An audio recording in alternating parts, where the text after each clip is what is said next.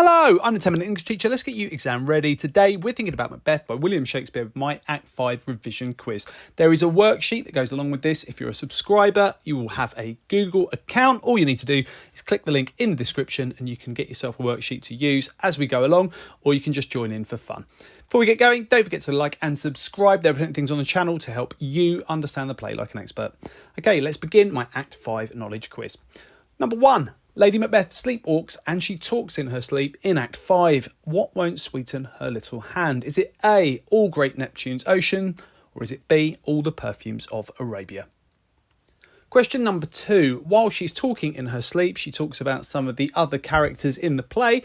Which person is mentioned first? Is it A, Banquo, or is it B, Macduff? Question number 3. Which item does Lady Macbeth hold as she sleepwalks? Is it A, a diamond? Is it B, a candle? Or is it C, her crown? Question number 4. Which word best describes Macbeth as he hears the army is approaching? Is it A, afraid? Is it B, that he is courageous? Or is it C, that he is disbelieving? Question number 5. What does Macbeth say about life when he hears Lady Macbeth is dead? Does he say A, our little life is rounded with a sleep? Does he say B, the time of life is short? Or does he say C, life is but a walking shadow? Question number 6 now. How has Macduff's army been able to surprise Macbeth's castle? Is it A, by the use of camouflage? Or is it B, because Macbeth is not told by others in his castle? Question number 7. What does Macbeth say when he realises the witches have given him a false sense of security, when he realises that everything is starting to fall apart for him? Does he say A, oh, full of scorpions is my mind? Or does he say B, at least we'll die with harness on our backs? Question number 8. How many people die in Act 5? How many characters do we know of, named characters, that lose their lives in Act 5? Is it A, 1? Is it B, 2? Or is it C, 3? Question number 9. What does Macduff hold at the end of the play? Does he hold A, a drum? Does he hold B, a crown? Or does he hold C, Macbeth's head? And lastly, question number 10. Who is the last character to speak in the play? Is it A, Donald Bain? Is it B, Malcolm? Or is it C, Macduff? So that's our Act 5 revision quiz. If you've used my worksheet, this is the time for you to correct your answers and add any notes that you can do that you're unaware of before to add to your knowledge of this final act of Macbeth.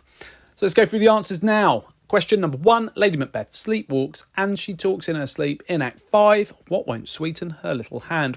Well, all great Neptune's ocean is mentioned by Macbeth in Act 2 when he's looking at the blood on his hands after killing King Duncan.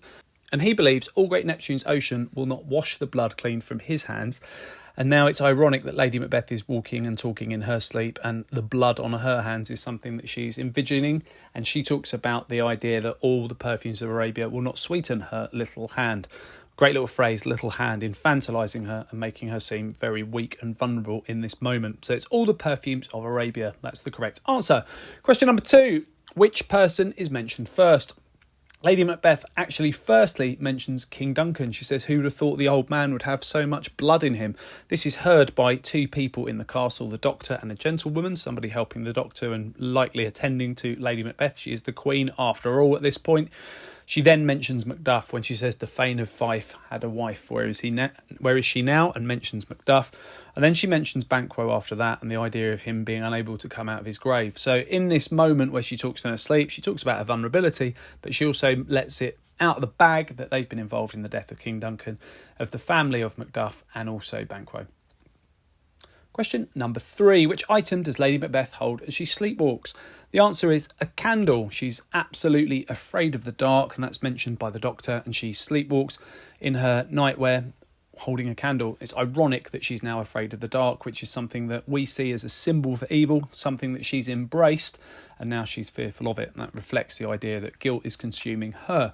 A diamond is given to her early in the play as a gift from the king, King Duncan, prior to his murder, and the last time we saw her wearing her crown would have been at the banquet scene when she would have been dressed formally as the Queen, taking charge of that situation as she dismisses the guests. So it's quite interesting that she's not in Act 4. We see her dressed as a Queen in a formal moment, and now we see her in her nightwear holding a candle, and that really does emphasise her vulnerability and how guilt has destroyed her. Question number 4. Which word was the one that describes Macbeth when he hears the army is approaching? Well, he's not afraid. In fact, he's frustrated by the fact that those around him are. And he calls someone lily-livered, and he talks about someone being a whey-face, having a milky look about their face. He's annoyed that everyone is not feeling as courageous and brave as he is, because that's how he feels. He's not disbelieving, but he does become disbelieving when he hears that the woods are moving towards the castle. And all of the things that the witches have told him that have made him feel powerful are, of course, there to have given him a false sense of security, and that all comes into place and is something he realises in that moment. Question number 5. What does Macbeth say about life when he hears Lady Macbeth is dead? Well, all of these are Shakespeare quotes. Our little life is rounded with a sleep is said by Prospero in The Tempest. The time of life is short is a quote from Henry IV. And life is but a walking shadow is the correct answer. It's what Macbeth says. It's almost as if every day is another footstep towards the grave and none of it makes any sense and there's no meaning in it whatsoever. So this moment where he realises that the idea of having this royal line is something that's not going to be achievable, leads him in a moment where he's in an existential crisis. He realises that life itself is pointless. Question number 6. How has Macduff's army been able to surprise Macbeth? The answer is camouflage. They've taken branches down from the woods and they are slowly moving towards the castle, and this is making that prophecy of the witches come true. He's going to realise that they weren't on his side whatsoever. They were setting him up to fail. Question number 7. What does Macbeth say when he realises that the witches have given him a false sense of security? That's what Hecate said, that security is mortal's chiefest enemy. They've given him this false sense of security, this pride, hubris, and that's led him to his bitter end and downfall. When he realises that things are going wrong for him, he says, at least we'll die with harness on our backs. And he's speaking using iambic pentameter there to reflect this power and bravery and confidence in him. It's the idea that we'll die fighting here. Oh, full of scorpions is my mind, is what he says after having Banquo arranged to be killed, and that's what he says to Lady Macbeth earlier on in the play. How many people die in Act 5? Well, the answer is 3. We've got Lady Macbeth first. She has taken her own life. That's confirmed later on in the play. So she's one of our characters that lose their life in Act 5. Macbeth, of course, is about to lose his, and the answer is 3 because Siward, who is the cousin of Malcolm, appears in the castle and he challenges Macbeth first. Macbeth kills him and then he's faced with Macduff. Malcolm's an interesting character because obviously he is next in line to be the king. Maybe that's the reason he doesn't want to fight Macbeth, but ultimately he has had his father killed by Macbeth but is keen for Macduff to be the one who challenges Macbeth, which is what happens.